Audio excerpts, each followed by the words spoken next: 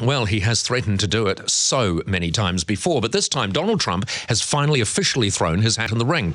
Trump, a Republican, of course, has announced he's standing for US president, telling people he is going to make Australia great again. That'll win them over. Sandy Hughes joins us from LA this morning. Sandy, great to have you here. He's finally done it. I mean, I never imagined he actually would do it.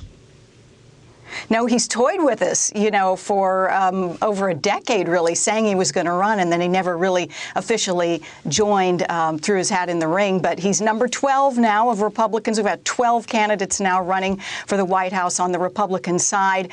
He's obviously going to be the most flamboyant and with the best comb-over. But, look, really, seriously, some national polls show that he's got a 20% approval rating, which is pretty good, considering all of the candidates. But 70%, now listen to this, 70% in that same poll said they'd never, under any circumstance, vote for him. Okay, so he's going to alienate people. I mean, in reality, is Trump running just a sideshow to the presidential race? Well, there's an argument that could be the case. But, he could come up with some ideas. He could, there are any number of scenarios here. But in the past, he is definitely has been a sideshow. But this time he says he's serious, right. So we'll have to see. And he does have, he has come up with some good ideas in the past, and it could well be he ends up sort of endorsing a particular candidate, although that'd be a mixed blessing. Now, this horrendous story, these 6 Irish students killed in one balcony collapse in California. Just a really sad story. Up in Northern California on the UC Berkeley campus, these Irish students, they're here on a summer visa, some of them, I think, working, some of them possibly students. They were celebrating a 21-year-old friend's birthday, and there were 13 of them out on this balcony, and it just disintegrated. That's what eyewitnesses said they saw, and of course, then they plummeted to the ground. Unfortunately, one of the 6 killed was the 21-year-old girl whose party they were having. 7 other injured.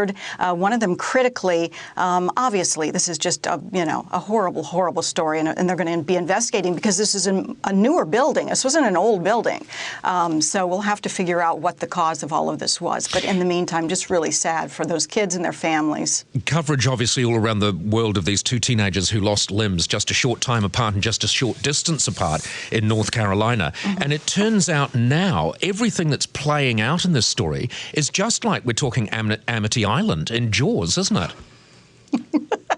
It is. When I saw this story, that's exactly what I thought, because there is obviously the 2 sides that are butting heads are the city that won't shut down the beach because they want the tourism, and then the shark experts who say, look, you're crazy. You can't go hunting sharks, because that's what they really want to do, is go out there and hunt the sharks out in the water. Well, sharks are migratory. The shark that probably attacked, or the 2 sharks that attacked these kids over the weekend, they're long gone. So you'd be going after sharks that had nothing to do with it, and they just say it's a silly idea. But the town's not budging. They're not closing down the beaches, and the scene this past weekend was horrific. Those kids were only waist high in water when they were attacked, about an hour and a half apart, and both of them lost an arm, which is really hideous. But this story is exactly what happened in Jaws. I mean, word for word, you've got the mayor of the town in Amity saying, we can't close the beach, let's go and hunt the sharks. That is exactly what's happening.